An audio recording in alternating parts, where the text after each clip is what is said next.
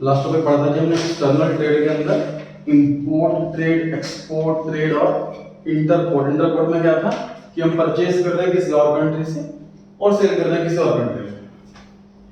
Next topic है जी auxiliaries to trade. Auxiliary का मतलब होता है रिलेटेड। ऑक्सिलरीज वर्ड का मीनिंग होता है रिलेटेड। अब जो हम पढ़ने वाले हैं वो ट्रेड से रिलेटेड है। ट्रेड वर्ड का मीनिंग क्या पढ़ा था हमने? बाय एंड सेल, खरीदना और बेचना। इसके अंदर दो लोग आते हैं, होलसेलर और रिटेलर। तो उनसे related services, all those activities which help in removing various hindrances। hindrances क्या होता है? दिक्कतें, रुकावटें, प्रॉब्लम्स। तो इन दिक्कतों को हटाने के लिए जो एक्टिविटी आती है which arise in connection with production and distribution of goods are called auxiliaries to trade। पहला ट्रांसपोर्टेशन एंड कम्युनिकेशन। ट्रांसपोर्टेशन जो टेम्पो वाले सामान यहां से लेकर के आगे पहुंचा देंगे, कम्युनिकेशन मतलब मोबाइल, तो telecommunication. The production of goods takes place at one place, मतलब जहां फैक्ट्री है वहां गुड्स बनते हैं। whereas these are demanded in different parts of the country, her country में अलग अलग जगह डिमांड है। The obstacle, obstacle मतलब दिक्कत, problem. The obstacle of place is removed by the transport, transport की वजह से ये दिक्कत खत्म होगी। Along with the transport, communication is also an important service। communicate करना टाइम पर बता देना। It helps in exchange of information between producers, consumers। ये प्रोड्यूसर के बाद फुल स्टॉप नहीं है, कॉमा है, ठीक है जी। प्रोड्यूसर के बाद फुल स्टॉप नहीं है, comma. producers, comma, consumers and traders। The common communication services are postal service, telephone, fax, internet etc। Postal मतलब कोरियर से भेजना। तो इसके अंदर हमने कौन सी सर्विस पढ़ी? ट्रेड को रिलेटेड, ट्रांसपोर्टेशन एंड कम्युनिकेशन एक साथ पढ़ी है। Second, banking and finance. Business को पैसों की जरूरत होती है।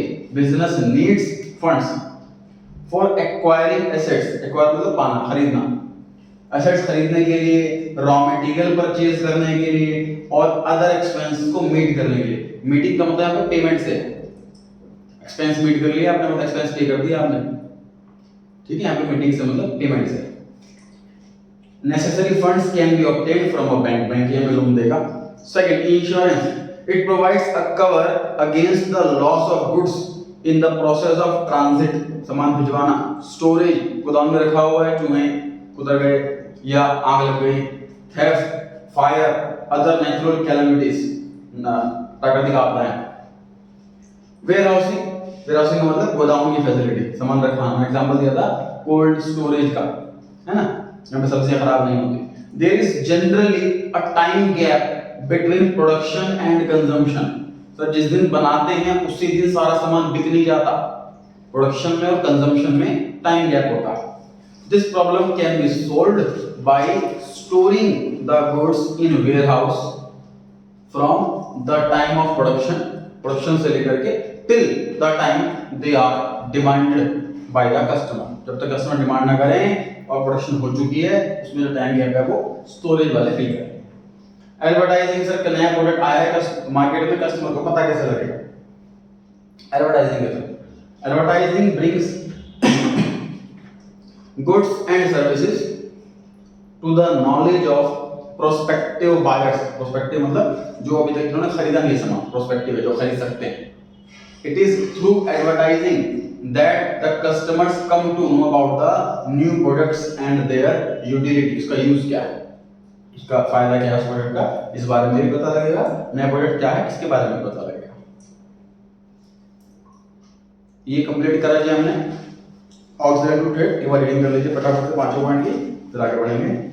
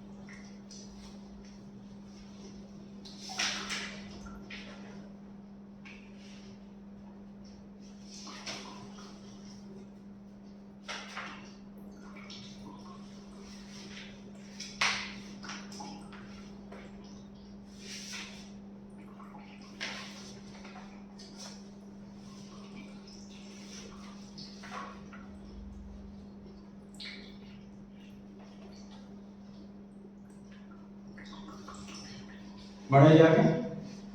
तो अब देखिए बिजनेस रिस्क, बिजनेस किसे कहते हैं? जो रिस्क है बिजनेस के अंदर, बिजनेस में बहुत टाइप के रिस्क हैं कि गुड्स जल ना जाए, प्रॉफिट ना हो, सामान ना बिके। Business risk refers to the possibility of inadequate profit. Inadequate क्या? एडिक्वेट मतलब सफिशिएंट, पर्याप्त। इनएडिक्वेट मतलब जो सफिशिएंट नहीं है, मतलब जितना हम एक्सपेक्टेशन है, जितना हमें चाहिए उससे बहुत कम। तो हमारे खर्च 50,000 रुपए के और हम 30,000 कमा रहे हैं, तो इनएडिक्वेट कमा रहे हैं। इनएडिक्वेट प्रॉफिट हो या इवन लॉसेस हो जाए, किस वजह से? अनसर्टेनिटी, क्योंकि रिस्क होता है, सर्टेन नहीं होती चीजें, या अनएक्सपेक्टेड इवेंट्स की वजह से। For example, demand for a particular product में decline due to change in taste. लोगों का टेस्ट बदल गया है, अभी वाली चीज लोग लेते नहीं है। या फिर प्रेफरेंस ऑफ कस्टमर, लोगों की पसंद अब इसकी जगह कुछ और आ गई है। इंक्रीज इन कंपटीशन, मार्केट में कंपटीशन बढ़ गया, इसलिए हमारे लोग चीज सामान नहीं ले रहे। तो बिजनेस रिस्क बहुत टाइप के होते हैं। ये पढ़ते हैं नेचर ऑफ बिजनेस रिस्क। पहला, business risk arise due to uncertainty. Risk होता है क्यों बिजनेस में? सबसे पहली चीज, सर कुछ फिक्स नहीं है। लोग जॉब पे क्यों जाते हैं, बिजनेस क्यों नहीं करते? क्योंकि जॉब में सर्टेनिटी है। मुझे 50,000 रुपये बॉस ने बोला सैलरी देगा, तो महीने के एंड में 50,000 सैलरी देगा ही देगा, चाहे प्रॉफिट हो ना हो। बिजनेस में सर्टेनिटी नहीं होती, फिक्स नहीं होता। Lack of knowledge of what is going to happen in future create uncertainties in business. क्या होने वाला है फ्यूचर में उसको कुछ पता नहीं है, इस वजह से अनसर्टेनिटी होती है। It may be due to natural calamities, प्राकृतिक आपदाओं की वजह से। चेंज इन डिमांड, डिमांड बढ़ गई या घट गई। चेंज इन प्राइस, या फिर स्ट्राइक एटसेट्रा, कोई वजह हो सकती है। Second, risk is an essential part of every business. हर एक बिजनेस का मेन पार्ट है जी, हर बिजनेस के अंदर रिस्क होगा ही होगा। No business can avoid risk although the amount of risk may vary from business to business. क्या मतलब है इसका? कि कोई भी बिजनेस रिस्क से बाहर नहीं आ सकता, हर बिजनेस में रिस्क है ही पक्का। और ये बात भी लिखिए कि रिस्क हर बिजनेस में इक्वल नहीं होता, लेकिन हर बिजनेस में अलग अलग होता है। इट मे वेरी, वेरी मतलब चेंज होना। ये VARY स्पेलिंग है इसकी, सही स्पेलिंग लिखी हुई है। ये VERY से अलग है, वेरी मींस चेंज होना, ठीक है, स्पेलिंग सही लिखी हुई है। रिस्क कैन बी मिनिमाइज, ये ही नहीं है, बी है, इसको बी कर लें। Risk can be minimised but can not be eliminated. क्या मतलब है जी? मिनिमाइज का मतलब कम कर सकते हैं, और क्या मतलब है एलिमिनेट का मतलब खत्म कर सकते हैं, हटा सकते हैं। तो मिनिमाइज कर सकते हैं लेकिन हटा नहीं सकते। Third point, degree of risk depends mainly upon the nature and size of business. Nature का मतलब हम किस टाइप का काम कर रहे हैं, मैन्युफैक्चरिंग, ये होलसेल की, रिटेल। साइज का मतलब कितना बड़ा काम कर रहे हैं, बहुत बड़ा या कम बजट का या उससे कम बजट का। Level of risk is lower for small scale business. छोटे बिजनेसमैन के लिए बहुत कम रिस्क है, while it is higher for large scale organization, बड़ी कंपनी, बड़ा risk. Fourth, profit is the reward for risk taking. जो इनाम मिल रहा है रिस्क के बदले में, वो profit. A business gets profit as return for undertaking risk. Risk लेने के लिए बदले में मिल रहा है profit. Greater the risk involved in a business, higher is the chance of profit. Sir मैं एक फैक्ट्री खोल के बैठा हूं 1 करोड़ रुपए लगा करके, मेरा रिस्क बहुत बड़ा है 1 करोड़ रुपए का, लेकिन मुझे प्रॉफिट भी अच्छा खासा होगा, लाखों में कमाऊंगा। सर मैं एक होलसेलर हूं जो 20 लाख रुपए लगा करके बैठा हुआ, मेरा रिस्क फैक्ट्री वाले के मुकाबले कम है, तो मेरा प्रॉफिट भी कम है, कुछ हजार प्रॉफिट है। सर मैं रिटेलर हूं, मैं 4 लाख रुपए लगा करके काम कर रहा हूं, मेरा रिस्क बहुत कम है, सिर्फ 4 लाख, प्रॉफिट तो सब बहुत कम होगा। तो ज्यादा रिस्क ज्यादा प्रॉफिट।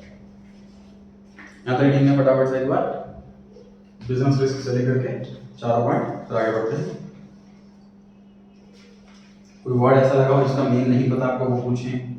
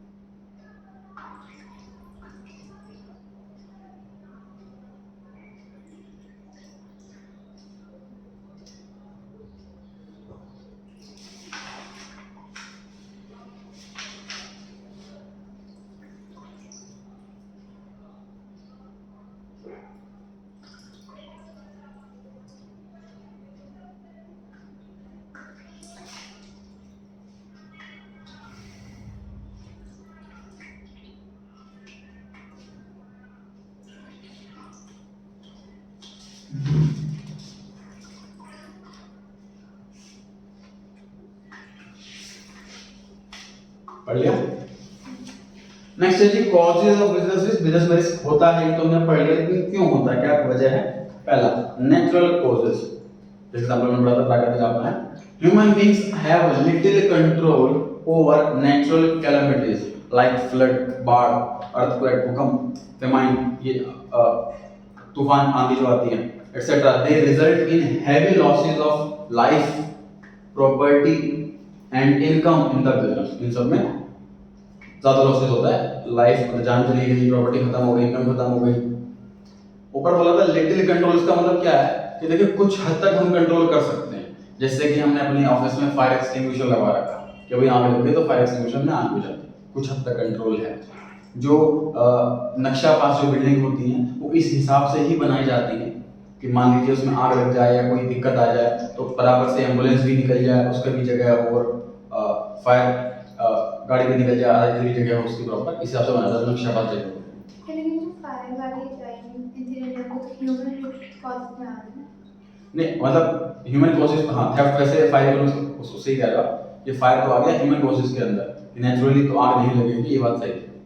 मतलब और चीजें हो गई, जैसे सपोज दंगे वगैरह हो गए तो हमने सेफ्टी के लिए कुछ रखा हुआ सिक्योरिटी का सिस्टम, या ऐसा सेंट्रल लॉक का सिस्टम होता है कंपनीज के अंदर कि एक बटन दबाएंगे तो कंपनी के सारे दरवाजे लॉक हो जाएंगे एक साथ, जैसे कार में होता है सेंट्रल लॉक का सिस्टम कि आगे हमने ड्राइवर के पास सेंट्रल लॉक का सिस्टम होगा, बटन दबाया सारे गेट लॉक हो जाएंगे, तो पीछे बैठने वाला चाह करके नहीं खोल सकता। तो हमने ये सिस्टम कर दिया कि भाई कोई दंगे वगैरह हो रहे हैं तो हमने लॉक करके और कोई आ नहीं पाएगा, फिर दंगे में हम सेफ हो जाएंगे, ये चीज़ है। और कुछ अब तो ये सिस्टम जो फ्लोर सिस्टम है, जो नींव रखी जाती है बिल्डिंग से पहले, वो भी ऐसे ही बनने लग गई है कि भूकंप के झटकों में मैक्स से मैक्स मतलब बहुत हाई लेवल का भूकंप आया तो ही बिल्डिंग गिरेगी, वरना सर्वाइव कर जाएगी। तो कुछ हद तक आप कंट्रोल भी कर सकते हैं। सेकंड पॉइंट, ह्यूमन कॉजेज, लोगों की वजह से सर रिस्क रहता है। ह्यूमन कॉजेज इंक्लूड सच अनएक्सपेक्टेड इवेंट्स लाइक डिसऑनेस्टी, मतलब बेईमानी कर गया, केयरलेसनेस, लापरवाही कर दिया, नेग्लिजेंस मतलब ध्यान नहीं दिया, और ऑफ एम्प्लॉइज, या फिर स्ट्राइक हो जाना, रियॉट्स दंगे हो जाना, मैनेजमेंट हमारी एफिशिएंट नहीं है। तो ये सारी वजह हैं, ह्यूमन कॉजेज हैं जिससे रिस्क मिलता रहता है। नेक्स्ट है economic causes, they are related to a chance of loss due to change in market condition। Loss का चांस रहता है, क्यों चांस रहता है? मार्केट कंडीशन में चेंज हो गया, जैसे कि डिमांड और प्राइस में फ्लक्चुएशन आ गई, कभी महंगी कभी तेजी, कंपटीशन बढ़ गया जी मार्केट में, टेक्नोलॉजी बदल गई है मार्केट के अंदर, ये सारे इकोनॉमिक कॉजेज हैं। इकोनॉमी में चेंज आ रहा है, मतलब इस इंडस्ट्री में ही चेंज आ रहा है, हमारे हाथ में नहीं है। फिजिकल कॉजेज, मैकेनिकल डिफेक्ट और फेलियर्स में आल्सो लीड टू लॉसेस, जैसे कि बर्स्टिंग ऑफ बॉयलर, बॉयलर फट गया, मशीन में कॉज डेथ और डिस्ट्रक्शन, मशीन मतलब टूट गई और उस पर वर्कर्स काम कर रहे हैं तो वर्कर्स को मिसहैपनिंग हो सकती है उनके साथ। Other causes, these include unforeseen events like political disturbance, fluctuation in exchange rates, etc. Exchange rate में fluctuation का क्या कॉन्सेप्ट है? जैसे यूएस में कोई कंपनी है, उनसे हमने बात करी कि मशीन खरीदूंगा मैं आपसे और मेरा बजट है सपोज 50 लाख, तो उनको तो रुपीस से मतलब नहीं, उनको डॉलर में पैसे लेंगे। सपोज 50 रुपए का $1 है, ये रेट चल रहा है, ठीक।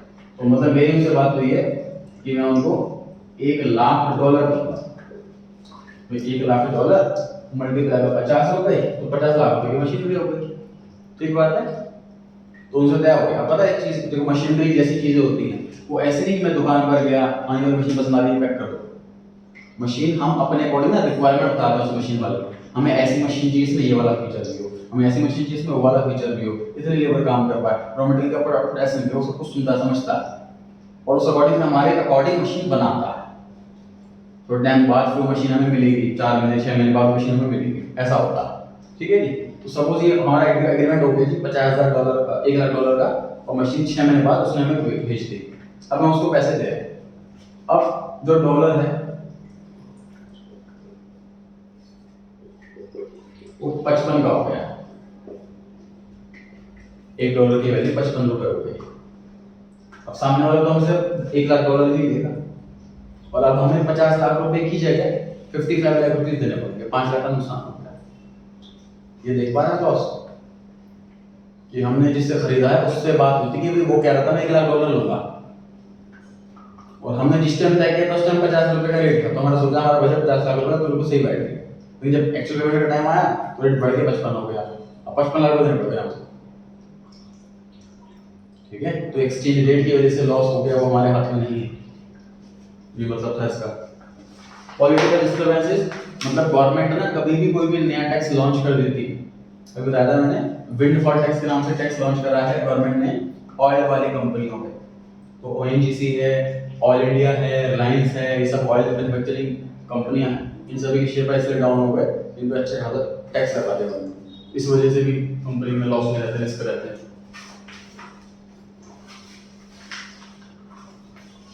ये वाली करेगी 5 पॉइंट। नेक्स्ट पॉइंट पर आते हैं आगे।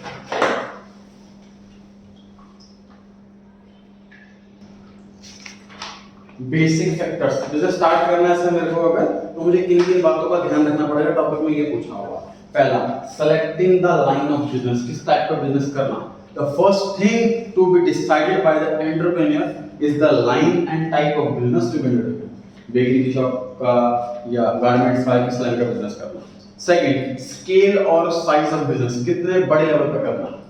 After deciding the line of business, कौन सा काम करना है, the businessman must decide whether he wants to set up a large scale or a small scale, बड़े लेवल पर या छोटे लेवल पर, इस पर डिपेंड करता है।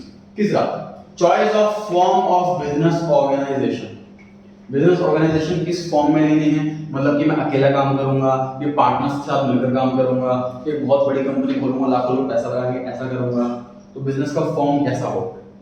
The next decision must be taken is to finalize the form of business, that is set up sole proprietorship मतलब जहाँ सिंगल ओनर होता है, पार्टनरशिप मतलब जहाँ पे 4-5 लोग मिलकर पार्टनरशिप में काम करते हैं, और जॉइंट स्टॉक कंपनी मतलब ऐसी कंपनी जिसमें लाखों लोग पैसा लगाते हैं, जैसे कि Reliance. Fourth point, location of business enterprise, the entrepreneur has to decide the place where the enterprise will be located, किस जगह करेंगे सर काम। Before taking this decision, he must find out the availability of raw material, power मतलब electricity, लिख सकते हैं चाहे तो, power मतलब electricity, labor employees मतलब banking transportation, क्या मतलब है देखिए इसका।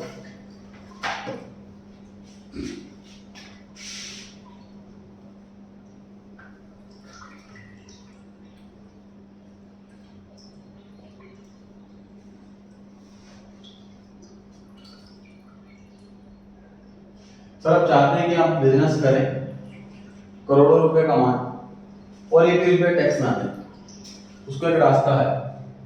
पूरी कंट्री में बहुत सारे एरियाज को गवर्नमेंट ने घोषित कर दिया है कि ये SEZ है।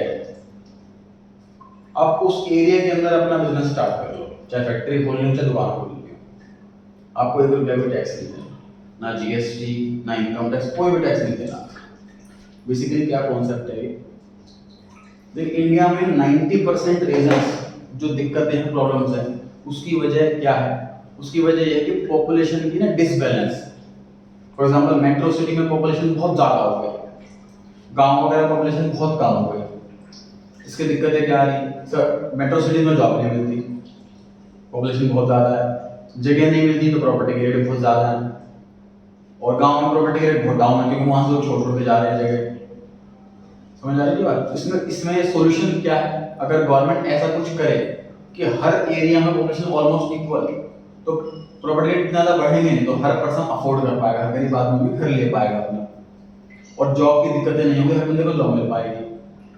ठीक, तो इसको करने के लिए गवर्नमेंट क्या करती है कि कोई मान लीजिए कोई ऐसा एरिया है, सपोज यूपी के अंदर कोई ऐसा एरिया है यहाँ पे आसपास कोई कंपनी, कोई फैक्ट्री नहीं है, कोई शॉप नहीं, कुछ नहीं है, तो गवर्नमेंट उस एरिया को डेवलप करना चाहती है। यहाँ पर अगर फैक्ट्री खुल जाए तो लोगों को ऑटोमेटिकली जॉब भी मिल जाएंगी, और आसपास लोगों को सामान भी मिलेगा, फैक्ट्री बनाएंगी तो लोग यहाँ के लोग एटलीस्ट यहीं रह जाएंगे। तो ऐसे घोषित कर देती है government SEZ, special economic zone. अब ऑब्वियसली कोई बिजनेसमैन ऐसे एरिया में क्यों खोले अपना काम, गवर्नमेंट कोई पॉलिसी बनाने से पहले बड़े बड़े बिजनेसमैन से मीटिंग करती है कि जी आप बताओ हम आपको और बिजनेस ग्रो करें, इसके लिए क्या कर सकते हैं। तो वो कहते हैं जी हमें ऐसा मतलब टैक्स फ्री कर दो, तो हम कहते हैं आप ऐसे एरिया में खोल लो, ऐसे एरिया में आप खोलोगे बिजनेस तो मतलब कंट्री ग्रो करेगी और आप कम टैक्स नहीं लेंगे आपसे कोई भी।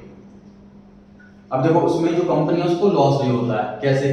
तो मान लीजिए रिलायंस की कंपनी मुंबई में फैक्ट्री है, मुंबई में बहुत सारे कस्टमर है, वहीं से सामान लिया, वहीं बनाया, वहीं बेच दिया, कितना पैसा बच गया ट्रांसपोर्ट का। अब वो किसी गांव में जाकर फैक्ट्री खोले तो पहले रॉ मटेरियल यहाँ पर खरीद कर वहाँ भेजो, फिर वहाँ से बनवा करके फिर यहाँ लाओ, मशीनरी भी वहाँ लेकर के जाओ, मतलब ये भी कॉस्ट बहुत बढ़ेगी ना उनकी।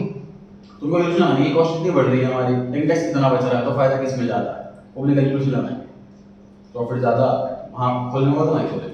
वैसे ही जगह बोलते हैं सीधा स्पेशल इकोनॉमिक्स हो।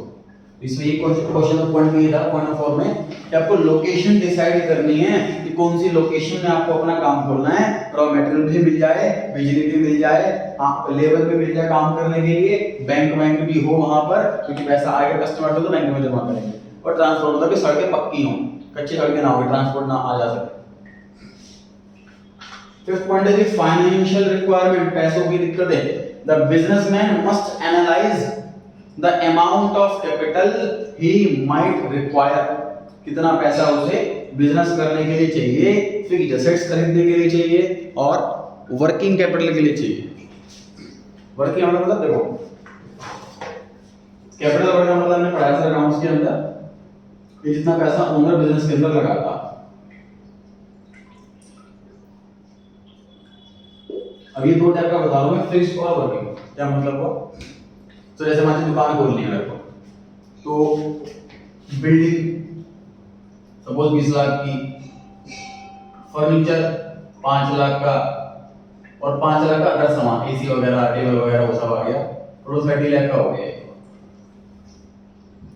इसमें 5 लाख के गुड्स ऐसे जो हमेशा रहेंगे 35 लाख का हो गया।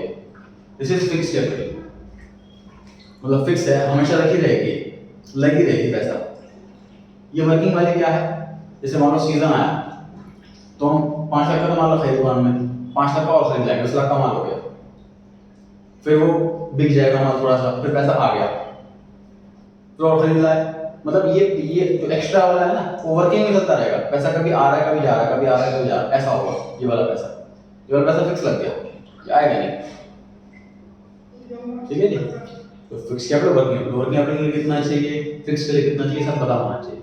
नॉर्मली बिजनेसमैन इस वाले में खुद का पैसा लगाता है और लॉन्ग टर्म वाला लोन लेता है, इसके लिए टाइम से शॉर्ट टर्म वाला लोन लेता है। बिजनेसमैन नॉर्मली ऐसा करता है। लिखा हुआ का मतलब डे टू डे एक्सपेंसेस के लिए, तो proper financial planning must be done, ये जरूर होनी चाहिए to determine the amount of funds needed. Funds का मतलब मनी सही है, कितने पैसे चाहिए, ये पहले से प्रॉपर कैलकुलेशन लगा करके चले। Point number 6, physical facilities include machinery, equipment, building etcetera. कितनी मशीन चाहिए, कितना इक्विपमेंट चाहिए, कितनी बिल्डिंग चाहिए, ये डिसीजन डिपेंड करता है हमारा साइज कौन सा है, स्केल कौन सा है, टाइप कौन सा है। टाइप से मतलब तो मान लीजिए अगर मैं होलसेलिंग वाला काम कर रहा हूँ तो मुझे मशीनरी चाहिए, मुझको तो सामान खरीद करके बेचना। अगर मैं मैन्युफैक्चरिंग वाला काम कर रहा हूँ तो ही मुझे मशीनरी खरीदनी है। फर्नीचर दोनों खरीदना पड़ेगा, बिल्डिंग दोनों खरीदनी पड़ेगी, ये तो रेंट पे लेंगे या खरीदेंगे, तो ये डिसाइड करना है, डिपेंड करता है बिजनेस किस टाइप का है, स्केल बहुत बड़े छोटे लेवल का, साइज छोटा बड़ा। 7 point, plant layout showing the physical arrangement of machine and equipment needed to manufacture a product. मतलब हमें ना कॉन्सेप्ट सोचना है कि मशीन किस टाइप की चाहिए। फॉर एग्जांपल देखो जैसे रिलायंस फ्रेश वाले को बिल बनवाना है, अब हम परचून की दुकान पे जाते हैं सर नॉर्मली, और हमने थैला भर के सामान ले लिया, चाय बिस्किट साबुन वगैरह वगैरह, उसके बाद भीड़ होती है तो मैनेज नहीं कर पाता, उसको बिल नहीं बना पाता, जबकि उसको हाथ से बिल बनाना वेट करना पड़ता है कई बार। और रिलायंस फ्रेश में उन्होंने ये सोचा कि यार इतने सारे लोग होंगे, इतना सारा सामान होगा और कंप्यूटर में बिल बनाना बहुत ज़्यादा टाइम लग जाएगा, तो उन्होंने फिर जो है इंजीनियर से यही बात करी कि ऐसा हमें सॉफ्टवेयर बना कर दे दो कंप्यूटर पे कि बहुत तुरंत बिल बन जाए, मतलब सामने ही स्क्रीन पर छोटे छोटे कॉलम्स बने हो, मेजॉरिटी सारे आइटम्स की, उस पर क्लिक करें ओपन हो जाए फटाफट से, ज़्यादा टाइम ना लगे। और टच का जो स्मूथनेस है वो बहुत ज़्यादा फास्ट हो, क्योंकि मोबाइल में तो बहुत अच्छा होता है लेकिन जनरली लैपटॉप में नहीं होता। मेरे पास लैपटॉप है वो टच स्क्रीन, वो बहुत ज़्यादा स्मूथ नहीं होता लैपटॉप का एज कम्पेयर टू मोबाइल, उसमें स्मूथनेस बहुत ज़्यादा चाहिए। और दूसरी बात हमें ड्यूरेबिलिटी भी अच्छी चाहिए, क्योंकि एम्प्लॉई वो ज़्यादा मतलब आराम से तो काम करेंगे, उसकी खुद की चीज़ नहीं, एम्प्लॉई सीधी सी बात है कंपनी की चीज़ प्रॉपर तरीके से यूज नहीं करते, रफ एंड टफ यूज करते हैं कि भाई टूटा तो टूटेगा, रफ एंड ना। तो ये चीज रिक्वायरमेंट हमें सोचनी है कि मशीन किस टाइप की चाहिए, क्या किसमें फीचर चाहिए क्या नहीं चाहिए। ये वाला पॉइंट क्या रहा है 7.8 point competent and committed workforce. Sir हमें काम करने के लिए लोग चाहिए। The entrepreneur must find out the requirement of skilled and unskilled worker and managerial staff to perform its activity. Sir skilled unskilled क्यों चाहिए? अनस्किल्ड के लिए, अनस्किल्ड वाले काम के लिए सिंपल सी बात sir.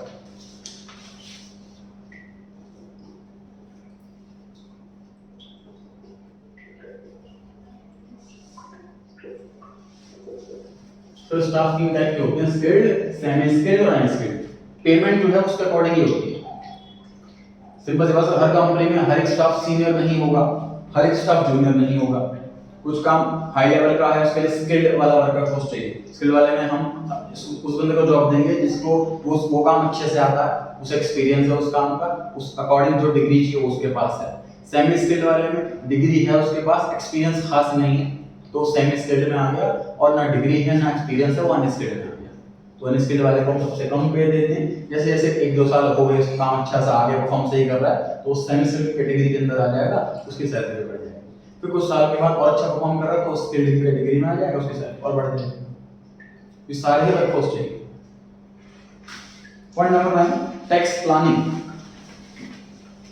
The entrepreneur must try to analyse the types of taxes because there are a number of tax laws in the country which affect the functioning of business।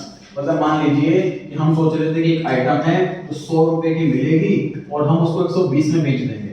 हमने start कर दिया business, ये देखिए government tax कितना लेती है, तो वो टैक्स का रेट बहुत ज्यादा और ये 20 रुपए का प्रॉफिट सिर्फ 4 रुपए का रह गया। प्रॉफिट इतना ज्यादा तो बचा ही नहीं, फिर तो कमा नहीं पाएंगे। ये सारी कैलकुलेशन पहले लेकर के चलो कि हम जो काम स्टार्ट करना चाह रहे हैं हर काम पर अलग टैक्स का रेट होता है। जैसे मेडिसिन पे कोई टैक्स नहीं है, बुक्स पर कोई टैक्स नहीं है, गोल्ड पर 3% का टैक्स है, पेपर्स पर 12% का टैक्स है, तो हर पे अलग टैक्स रेट का रेट होता है। तो हम जिस लाइन में हैं उस पर कितना टैक्स का रेट है ये पहले से प्लानिंग करके चले। 10 point setting up the enterprise after analysing the above. Analyse और पढ़ा था मैं अकाउंट्स के अंदर भी, डिटेल में स्टडी करना। Above mentioned points carefully, entrepreneur can start the business, which would mean mobilizing। mobilize मतलब क्या होता है? एक जगह से दूसरी जगह पे ले जाना। ये मोबाइल पर भी इसलिए पड़ा है इसका क्योंकि मूवेबल लैंडलाइन की तरह नहीं की जगह फिक्स रहेगा। मोबाइल मोबिलिटी का मतलब एक जगह से दूसरी जगह लेके जाना। वेरियस रिसोर्सेज मतलब सोचना लेके जाते हैं, जैसे रॉ मटेरियल यहाँ से वहाँ फैक्ट्री ले गए, and completing the legal formality, जो भी लीगल फॉर्मेलिटी होगी बिजनेस की वो पूरी करते। रीडिंग कीजिए फटाफट से, स्टार्ट में बिजनेस बंद वाला।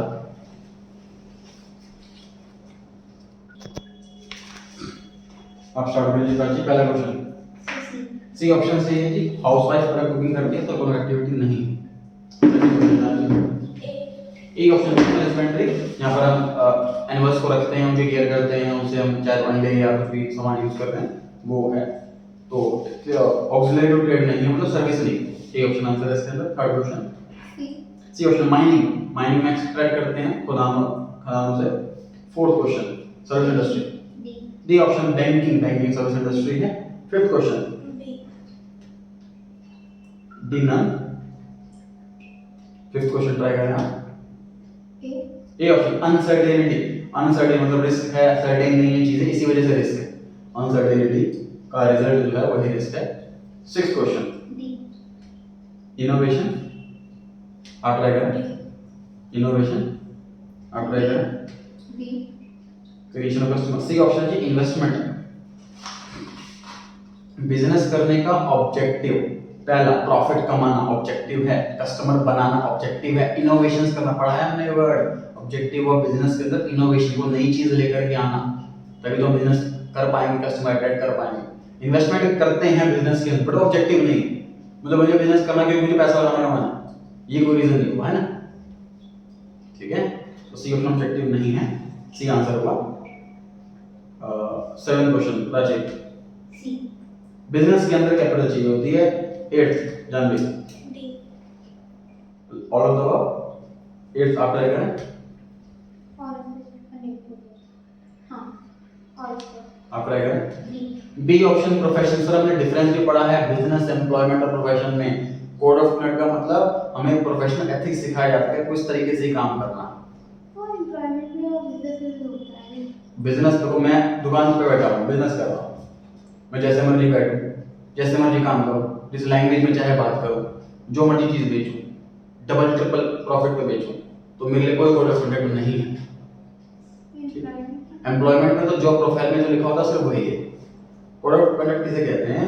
जैसे सिस्टम में काम करने का तरीका होता है, तो ये प्रोफेशनल्स को सिखाया जाता है, डॉक्टर्स को सिखाया जाता है जो उनके एथिक्स होते हैं कि आपको ये रूल्स फॉलो करने हैं तभी आपको ट्रीट करना है। और ऐसे ही हर प्रोफेशनल जैसे सीईओ हो गया या लॉयर हो गया, सब कोई चीज़ सिखाई जाती है, वो रूल तोड़ते हैं तो फिर उनकी डिग्री चीज है।